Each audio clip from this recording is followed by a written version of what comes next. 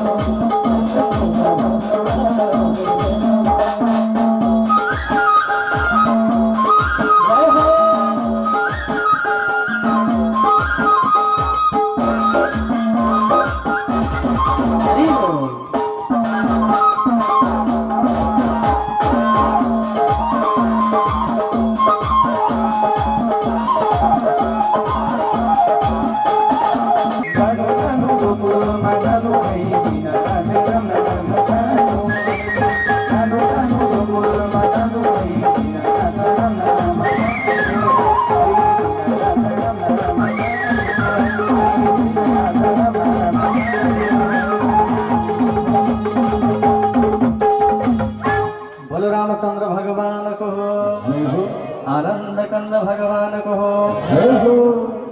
राजा परीक्षित सुखदेव स्वामीले कथित वंश विस्तार भवता सुन सूर्यायो राज्यम च भई वंशानां चरितम परमाद्भुतम मेरो भगवान तपाईले अद्भुत अद्भुत चरित्र राजाहरूको कथा प्रसंग बताउनु भो। अब कृष्ण जन्मको कथालाई तपाईले बताइदिनुहोस् न भनेर सम्बोधन गर्दा राजन वसुदेव गृह साक्षात् भगवान पुरुष पर जनिष्यते तत्प्रियार्थम सबभन्तु सुरस्त्रिया। एक देवकी वसुदेव धर्मात्मी छन्। उनीको गर्भबाट मैले गएर कृष्णको अवतारले मनुष्यको चोलामा जन्म लिँदैछु भन्ने भगवान विष्णुको प्रतिज्ञा। सबै देवतादिहरू आफ्नो आफ्नो लोकमा जानु, पृथ्वी रूपी आमा गाई पनि आफ्नो निवास धाममा जानु, सबैले आफ्नो त्यो चोलालाई परित्याग गर्नु, तेस्रो द्वापर युगमा गएर आफ्नो आफ्नो तरिकाले जन्म लिनु। त्यही बेलामा मथुरा भगवान यत्र नित्यम संहितो हरि मथुरामा राज्य गर्नेवाला एक राजा हुनुहुन्छ जसको नाम हो उग्रसेन। तिनै उग्रसेन भन्नेवाला राजाका भाइ जसको नाम हो देवक, देवक भन्ने राजाकी छोरी जसको नाम हो देवकी। यता सुरसेन देशमा राज्य गर्नेवाला एक राजा हुनुहुन्छ जसको नाम सुरसेन। पालन पोषण गर्नेवाला खोज्न मन लाग्छ लाग्दै छोराको भन्दा बढी छोरीको चिन्ता हुन्छ। छोरीले नभए अहिलेसम्मको इज्जत माटा मिलाइदिने पो हो कि भन्छ कि हुँदै। यसो छोराछोरी हुर्किए घरमा नौलो मान्छे आयो भने कान थाप्छन् भित्रबाट, तै पनि मेरै लागि गुल्ले कुरो छ कि होइन। तै पनि हो कि आशा त लागिहाल्छ नि। आमालाई दुःख भइरहेछ, बुहारीको समस्या पनि छ। छोरा हुर्किँदा बरु त्यति पिर नहुँदो रहेछ, छोरी हुर्किँदा साह्रै पिर हुने। सकभर राम्रै ठाउँमा दिउँदौ जस्तो लाग्छ लाग्दै। योग्यम योग्य दातव्यम जोडा मिलाएर विवाहको दान कर्म गर्नुपर्छ। जोडा मिलेन भने अहिले घर बिग्रिरहेछ, डिभोर्स भइरहेछ। जोडा नमिलेर नाडी जुधेर श्रीमान श्रीमतीको टक्कर परिरहेछ, झगडा। एउटाले बोल्दा अर्कोलाई मन नलाग्ने, अर्कोले बोल्दा अर्कोलाई दुईटा खाउला जस्तो कुकुर बिरालो बनिरहेछन्। यी नाडी जुधेर टक्कर परिरहेछ। हेराउनु पर्छ, नाम जोडाउनु पर्छ। जोडा मिलाएर विवाह दान गर्यो भने त्यो विवाहको बन्धनको सूत्र डोरी कहिल्यै पनि चुडिँदैन। अहिलेको बिहे त के नि, फेसबुक आनन्दले त्यो चाउरिया गालाले भरिलो बनाएर राखिदिएछ फोटो। लो दैव ईश्वरै रहेछौ त भन्यो, लरकै भेट्न जाँदा गाला 32 मुजा परिरहेछ। एउटा महललाई सिन बनाएर चाहिँ घर बनाउँदै गर्दाको अवस्था बनाएर राखिदिएछ, अपलोड गरिदिएछ मोबाइलतिर। मरिहत्या गरिएछन्। त्यत्रो महलको महारानी बन्न पाए भनेर लरकै जाँदा कहाँ कोठो खोज्ने थाहा छैन। कतिको यसरी बिग्रिरहेछ। छोरी हुर्केपछि पिर हुन्छ। देवक भन्ने राजाले छोरी देवकी कसलाई दिने होला भनेर चिन्तन गर्दा गर्दा गर्दा गर्दा भाइको छोरो कंस भन्नेवाला भतिजाले भन्यो, काकाजी ठुलो बुवा तपाईले चिन्ता नलिनु, दिने ठाउँ मलाई थाहा छ। वसुदेव सत्पात्र छ, इमानदारी छ, सत्यतामा बस्नेवाला व्यक्ति छन्, तिनैलाई दिनुपर्छ। वसुदेव र देवकीको विवाहको तारतम्य भयो। नवरङ्गका चन्दुवा टाँगिए, रमाइलोको साथमा नाचगान भजन कीर्तन भयो। विवाह दान आदि कर्म सम्पन्न गरे पश्चात सकेको दाइजोहरू दिनुभयो। गजानन चतुशतम 400 हात्ती, 15,000 घोडा, 1800 रथ, 200 सेवा गर्ने वाली कुमारीहरू अप्सराहरू उहिले पनि लाँदा रहेछन्, दिने चलन रहेछ। उहिले त उस्तो अहिलेकाले पाए त खरानी दे खरानी लान्छन् भसक्कै। हुन त अहिले त त्यो मन्थलीको घर फक्लक्क आदि नबनाइ कहाँ छोरालाई भनिएको छ। बनाउन नि पर्छ है, छोराछोरी बराबरी हो। छोरालाई त्यत्रो करोडौँको सम्पत्ति, छोरीलाई चाहिँ बिहेमा नि लौ त भन्ने पठाइदिने, कति डाँडा कटाइदिने, त्यो हुँदैन। छोराछोरी बराबरी। अहिले हाम्रो समाज कति अन्ध छ। छोरालाई बोर्डिङ पढाउने, छोरीलाई सरकारी स्कुल पढाउने। घरको काम गर्नु पर्यो भने छोरा तिमी पढाइ बिग्रिन्छ, तिमी जाऊ है, छोरीलाई त बस्दा अझ काम गर्नुपर्छ। अर्काको घर पठाएर अर्काको जिम्मेवारीमा सुम्पिनीलाई झन् हामी पढाउँदैनौँ, झन् छोरीलाई धेरै पढाउनु पर्छ, सम्मान गर्नुपर्छ है। छोराछोरीमा कति भेद गर्नु हुँदैन। पाए मन्थलीको आदि होइन, सिँगै कुर्मुल ल्याए हुन्छ, लगे हुन्छ भसक्कै कनक्कै। त्यसले पाउँदा मैले हुँदैन भने दाइजो प्रथा पहिले पनि चलेको सुनकै रथ दाइजो दिए। त्यही सुनको रथमा राखेर कंसले बहिनी ज्वाइँको सवारी पुर्याउनका लागि बीच बाटोसम्म गएको हो।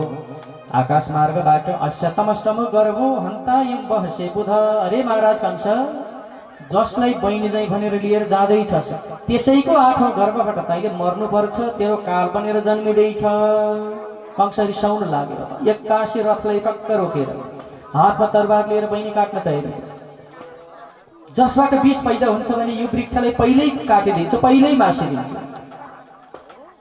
मेरी बहिनी भनेर मैले यति सम्मान गरेको हो, आज यही बहिनीको हातबाट मैले मर्नुपर्ने भनिकन हातमा तरबार लिएर पापी दुराचारी भ्रष्टाचारी कंस, धर्मको नाममा कलङ्क नास्तिक, सत्यताको दमन गर्ने वाला अपराधी, आफ्नै बहिनी जसलाई कन्यादान दिएर पठाएको आज बीच बाटोमा गएर बहिनी काट्नको लागि तयारी हो। हरि तरबार घुमायो, तरबार घुमायो, बहिनी ज्वाइँ काट्नलाई तरबार घुमायो, तरबार घुमायो, तरबार घुमायो, बहिनी ज्वाइँ काट्नलाई तरबार घुमायो, तरबार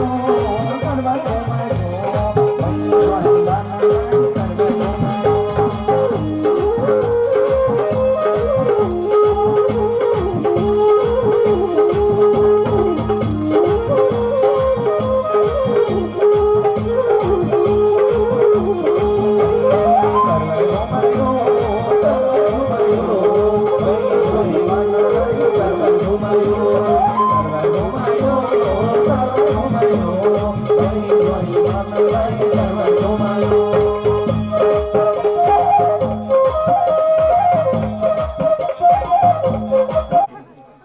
तपाईँ नाताले मेरो जेठान हुनुहुन्छ, पहिलेको मेरो मित्र साथी पनि हुनुहुन्छ। बिन्ती लागोस्, बहिनीको हत्या गरेर महातताई पाप भोग्दै नभोग्नु। जसले राजमासम्म बसेका राजाको हत्या गर्छ, जसले वेदले प्रकाण्डित भएका व्यास शासनको व्यासको हत्या गर्छ, जसले कुनाभित्र बसेकी नारीको हत्या गर्छ, जसले कोरा बारेर बसेको क्रियापुत्रको हत्या गर्छ, जसले गौशालामा बाँधिएको गाईको हत्या गर्छ, जसले सत्य सनातन चल्दै आएको धर्मको हत्या गर्छ, यो 6वटा महाअपराधी हो। यो 6वटा महातताई पाप हो। जीवन मुक्ति कहिल्यै हुन सक्दैन। त्यसैले पाप कर्म नगर्नुहोस्, भनेको मान्नुहोस्। जानुपर्ने शरीर हो, यो शरीर कच्चा छ। यही कच्चा शरीरलाई तपाईँले महान सम्झेर अहिले यो हत्यालाई अगाडि बढाउनु भयो भने मेरो जेठान साहेब, तपाईँलाई यो समाजले के भन्ने? भोलिका दिनमा के होला? तपाईँको बाबा त्यति धर्मात्मी हुनुहुन्छ, उग्रसेन हुँदैन हुँदैन हुँदैन। मेरो बिन्ती लागोस्, हे वसुदेव, तिमी मेरो साथी पनि हो, तिमीले भनेको मान्छु पनि। तिमी आफै भन त, जसबाट आफूले मर्नुपर्छ जन्माएको बच्चादेखि, त्यो व्यक्तिलाई मैले किन राखेँ? शत्रुलाई किन जन्माउने? त्यसैले मार्न नै ठिक छ। वसुदेव, तिमी चुप लाग। वसुदेव बिचरा सोझा व्यक्ति, साह्रै रिस उठ्यो। हे कंस, खबरदार, मेरी श्रीमतीलाई हातले छोएर हेर्नुहोस् त। मेरी श्रीमती केही समय पहिला तपाईँको बहिनी तपाईको अधिकार थियो। कन्यादान दिएर मलाई सुम्पिनुभयो मेरी श्रीमती। नारीमाथिको अत्याचारको विरुद्धमा मुद्दा जाहेर गरिदिउँला, खबरदार। बहिनी मारेर, त्यसमा पनि तपाईँ जस्तो महान पुरुषले छोरी मान्छेको हत्या, त्यसमा पनि आफ्नै बहिनी, किन यति महाअपराध भोग्नुहुन्छ? अर्को जन्ममा गएर तपाईँले कसरी गतिमुक्ति पाउनुहुन्छ? यो काम नगर्नुहोस् है, बिन्ती लागोस् है। तपाईँ मेरो साथी हो, मेरो साथीले अर्को जन्म दुःख पाएको म देख्न सक्दिनँ। अहिले जेठान भन्दा पनि मेरो साथीको नाता हजुरलाई नजिक छ। मान्नुहोस्, बहिनीको हत्या नगर्नुहोस्। वसुदेव, तिमीले ठिकै भन्यौ। त्यसो भए 8औं गर्भको बच्चा नजन्मुन् जेलको लागि तिमीहरू दुवैजनालाई हात खुट्टा बाँधेर लगेर कारागारमा थुनिदिन्छु।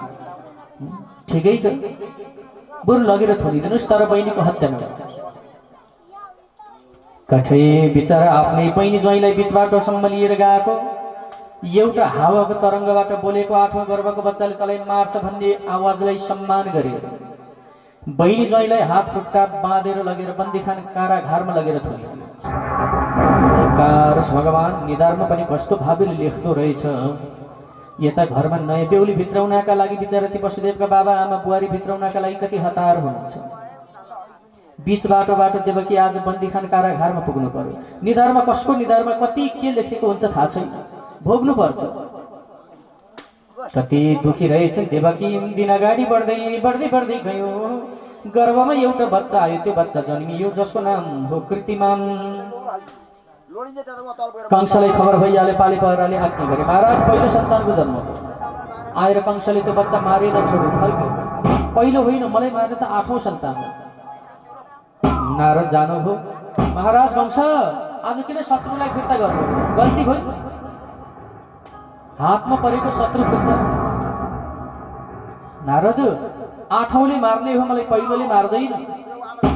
मूर्ख, मन्दबुद्धि, देवताको लीला तिमीलाई के थाहा?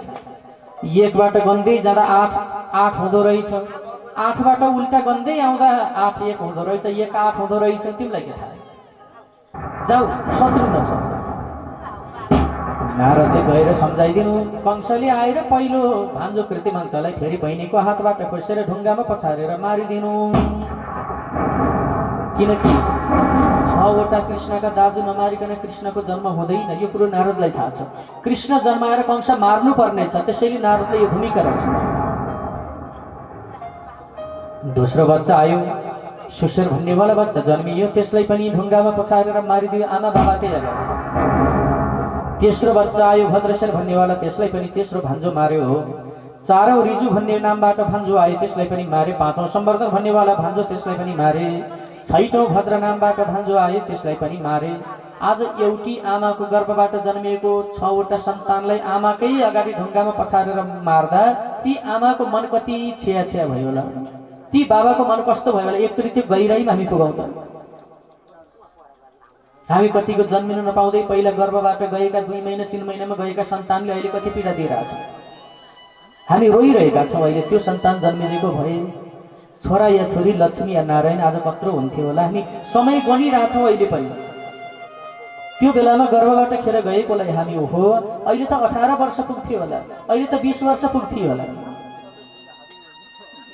त्यही सँगैको गाउँका अरू छोराछोरीलाई देख्यौँ भने हाम्रो मन कता कता कोक्याउन थाल्छ। हेर, मेरो पनि त यत्रै हुन्थ्यो भने जन्मिएर 6वटा सन्तानलाई मार्दा बिचारा एउटी देवकी कति पीडा खपेर बसिरहेछन्। कंसले मार्यो, अपराध भयो। अहिले हामी जानी जानी भ्रूण हत्या गरिरहेछौँ।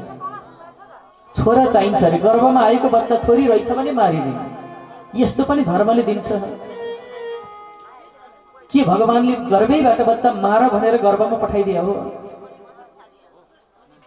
तर विचार गर्नुहोस्, अन्तिममा त्यही छोराले वास्ता गर्दैन, अन्तिममा तपाईँलाई पानी खुवाउनेवाला त्यही छोरी हुन्छ। छोरी छोरी पाल्न बढाउन पढाउन गाह्रो भन्यो। कतिको अहिले मिसनले पनि कहिलेकाहीँ गडबडी गर्छ। छोरी भनेर फाल्दा कतिको कहिले छोरा जन्मेला भएको पनि छोरा फालिरहेछ मिसनको गडबडीको कारण। जन्माइदेऊ, हुर्काइदेऊ, मागेर खाएर नि पेट पालिहाल्छन्। आफ्नो बाटो लागेर बाटो खोजेर त गइहाल्छन्। किन मार्दैन, किन फाल्दिने गर्वैबाट? महाअपराध हो। जसले भ्रूण हत्या गरेछ, जसले त्यो नरकुण्डमा आएर डुबेर बसेको बच्चालाई आँखा धरतीमा देख्न नपाउँदै मार्छ भनेदेखि अर्को जन्म त्यसले पनि त्यसै गरी मर्नुपर्छ। गर्वैबाट मार्दा यति अपराध। वंशले जन्मिएका 6वटा भान्जा मार्दा कति अपराध लाग्ला? आहा, कति सजिलो छ। एउटा मुला काट्नलाई एउटा खुर्पा उदै उदै काट्नुपर्छ, सब्जी काट्नलाई खुर्पा उदै उदै काट्नुपर्छ। एउटा पाकेको फललाई भैँमा फाल्न माया लाग्छ, खाउ खाउ लाग्छ। बिचरा त्यति कलिला बच्चालाई शिलामा ढुङ्गामा पछारेर मार्दा ती बाबाआमाको मन कति भकार्ने हो। रोएर बस्यो, कराएर बस्यो, चिन्तन गरेर बस्यो। कुनै दिन भगवान दाइना भयो भने त केही होला नि। हे भगवान, शत्रुको आँखा जति लागे पनि लागोस्, तर भगवानको आँखा कहिल्यै नलागोस् है। गाउँ समाजले जति रिस गरे पनि गरून्, तर भगवानले मलाई कहिल्यै रिस नगरून् है। गाउँले माया गरेर के काम? भगवानले माया गरेनन् भने आनन्द हुँदैन। मन बुझाएर बस्यो, मन बाँधेर बस्यो। 7औं गर्भमा बच्चाले प्रवेश गर्यो। देवकीले रुँदै रुँदै वसुदेवलाई भन्यो, के गर्नु अब? यो यसलाई पनि मारिहाल्छ, मर्न जन्मिन लागेको यो पनि आउने वाला छ। स्वामी देवकी, तिमी चिन्ता नगर, मार्न देऊ। कति मार्दो रहेछ, मार्न देऊ। अहिले जसरी हाम्रा छोरालाई हाम्रा आँखा अगाडि तडपाई तडपाई ढुङ्गामा पछारेर मारेको छ नि त्यो पापीले, तर के गर्नु? तिम्रो त आफ्नै दाजु। मैले तिमीलाई तिम्रो दाजुको बारेमा नराम्रो बोल्दा तिम्रो मन दुख्न पनि सक्छ, तर हेर अहिले जसरी मारेको छ तडपाई तडपाई अर्को जन्ममा हाम्रा मर्ने छोराले पनि पालो पैँचो लिएर छोड्छन्। देवकी, तिमी नरो है। 7औं गर्भमा आएर बसेको बच्चालाई अब भगवानले जोगाउने प्रयत्न गर्नुभयो। विष्णुले योगमाया देवीलाई गएर भन्नुभयो, आमा तपाईँले एउटा काम गरिदिनुहोस्। बिचरा देवकी साह्रै रोएर बसिरहेछ। 7औं गर्भको बच्चालाई चुम्बकले फलाम ताने जस्तै लगेर तपाईँले रोहिणीको गर्भमा सारिदिनुहोस् भन्नुभयो। मैले के पाउँछु? पुरस्कार केही होला नि भन्दा तपाईँलाई 9 दिनसम्म महाकाली महालक्ष्मी मा सरस्वतीको नामबाट पुजेर बस्नेछन् सबैले। तपाईँको प्रसादलाई शिरमा चढाएर तपाईँलाई सबैले सम्मान गर्नेछन्। आमा, तपाईँ सबैको आमा, मेरो पनि आमा, अरू सबैको पनि आमा। ल भैया, सरासरी योगमाया देवीले आएर गर्भको बच्चालाई फलाम र चुम्बक तान्न सक्ने शक्ति प्राप्त भए जस्तै त्यो बच्चालाई रोहिणीको गर्भमा लगेर सारिदिनु। यता हल्ला चल्यो, 7औं गर्भ खेर गयो हो। त्यही 7औं गर्भलाई मौका छोपेर 8औं गर्भको नामबाट भगवान विष्णुले कृष्णको रूप लिएर देवकीको गर्भमा गएर प्रवेश गर्नु। सबै देवताहरूले गएर भगवानको गर्भको आराधना गरे। कारागारभन्दा बाहिर गएर, हे भगवान, सत्यव्रतम सत्यपरम त्रिसत्यम सत्यस्य योनिं निहितं च सत्येन सत्यस्य सत्यमृत सत्य नेत्रम सत्यात्मकम तम शरणं प्रपन्ना। हे मेरो भगवान, तपाईँ एउटै सत्य हुनुहुन्छ। तपाईँ सत्यता रूपी वृक्ष भएर फेरि पनि जन्मिनु पर्ने अवस्था भइसक्यो। पापी दुराचारी कंसले तपाईँका 6वटा दाजुलाई मार्यो। तपाईँको 7औं दाजुलाई अर्काको गर्भमा लगेर सार्नु पर्यो। भगवान, तपाईँले ढिला सुस्ती नगर्नु। जय राम श्याम सुन्दर भगवान गर्छौं पुकार। श्याम सुन्दर भगवान गर्छौं पुकार। ये जन्म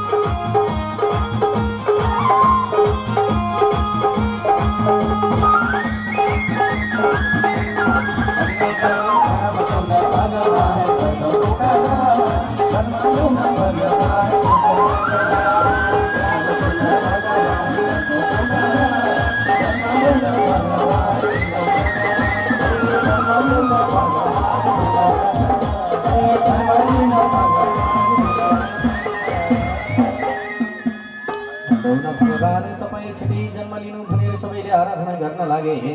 त्यही बेलामा 7 महिनाको समयलाई लक्षित गरिकन भाद्र महिना कृष्ण पक्ष बुधबारको दिन अष्टमीको तिथि रोहिणी नक्षत्र रातको 12 बजे सिमसिम पानी काला र सेता बादल नाचिरहेका प्राकृतिक हराभरा चराचुरुङ्गीले स्वागत गरिरहेका।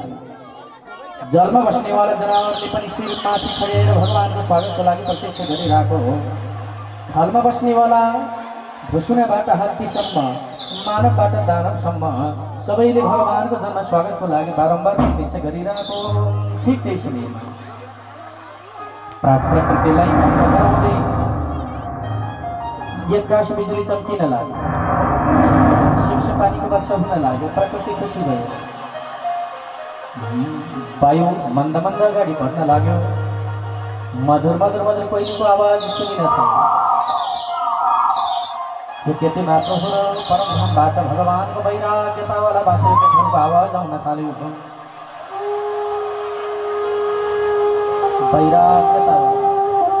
वैराग्यताको बाँसुरीको धुन।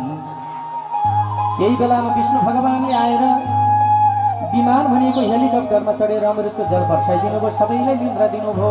पाले पर घर घुर्न हात खुट्टा बाँधेको देवकी वसुदेवको डोरीहरू सबै आफै खुल्न थाले। त्यही बेलामा रातको 12 बजेको समय बनाएर भगवान जगतका नारायण त्रिकालदर्शी परमात्मा शङ्खचक्र गदा पद्म धारण गरिकन आज देवकीको छोरो भनेर आफ्नो गर्वले प्रतिस्थापन गर्नका लागि भगवान कृष्णको जन्म भयो। बोलो कृष्ण कन्हैया लाल हो। जय राम जन्मै हुन गो, जन्मै हुन गो मथुराको कारागारमा श्री हरिको। मथुराको कारागारमा श्री हरिको। व्यक्त माध्यम ब्रह्म ज्योति निर्गुण निर्विकार सत्ता माध्यम निर्विशेषम निर्विहम सतम साक्षात् विष्णु अव्यक्तमदीपम। बाबु राजा प्राकृत शिशु, मैले त सानो बच्चा खोजेको, काखमा राखेर स्तनपान गराउने बच्चा। पाले पहराले थाहा पाउँछन्, कंसलाई भनिदिन्छन् यो रूप नलिउ। हेर काखमा लिँदा पनि चक्रले काटेर मलाई मार्ला जस्तो डर लाग्यो। सानो बन्देउन भन्ने बित्तिकै आमा पाले पहरा उठ्दैनन्, मैले निन्द्रा दिएछु, निदाइरहन्छन्। तपाईँलाई डर लाग्छ भने मलाई मार्न त कसैले पनि सक्दैन। यदि डर लाग्छ भने यही साइतमा नन्द बाबाको घर गोकुलमा योगमाया देवीको जन्म भएको छ। मलाई टोकरीमा बोकेर लैजानुहोस्, मलाई छोडेर तपाईँले योगमाया लिएर आउनुहोस्। कंसले योगमाया देवीलाई आमालाई मार्न सक्दैन। अनि म हुर्केर बढेर बाबा आमा एक दिन आएर तपाईँको सेवा गरौँला, म सानो बच्चा बनी है भनेर फेरि सानो च्याक्क च्याक्क रोँदै। वसुदेवजीले टोकरीमा राखेर बच्चालाई बचाउनका लागि पत्र मनले विचार गर्नुहोस् त, लुकाउनको लागि त्यही कारागारबाट बाहिर निस्किनु। पाले पर मस्त निदाइरहेको सिमसिम पानी परेको बच्चालाई उन्नी होला भन्ने डर हो। कृष्णका दाजु बलरामले शेषनाग सर्प बनेर आएर छाता बनिदिनु भयो, पानीले उताइदिनु। अगाडि गएको यमुनामा पुगेर माझी मलाई पारी तारिदेऊ न भन्नुभएको वसुदेवजीले कंसको आज्ञा बिना पारी तारिँदैन पो भन्छ है मूर्ख। जसको शिरमा भगवान हुनुहुन्छ मलाई के डर। हर हर गङ्गे नमो नमः भन्दै वसुदेवजीले पानीमा प्रवेश गर्नुभएको थियो। यमुना नदीले बाटो छोडिदिन्। बीचमा पुग्ने बित्तिकै टोकरीमा माथि कृष्ण भगवान हुनुहुन्छ, खुट्टाको पाउ झुन्डिरहेछ। यमुनाको नदी उर्लिएर आएर कृष्णको पाउको जल सेचन गरेर यमुना फेरि साफ। नन्द बाबाको घरमा पुगेको मस्त सबै निदाइरहेको भगवानले सबैलाई मस्त निन्द्रा दिइरहनु भएको छ। एउटी नानी छोरी छुनमुन छुनमुन छुनमुन गरेर चलिरहेको, आफ्नो छोरोलाई थपक्क राखेर त्यही छुनमुन छुनमुन गरेकी छोरीलाई टोकरीमा बोकेर सरासरी वसुदेवजी आएर कारागारभित्र प्रवेश गर्ने बित्तिकै हत्कडी नेलकडी लाग्यो। झ्याल ढोका सबै बन्द भयो।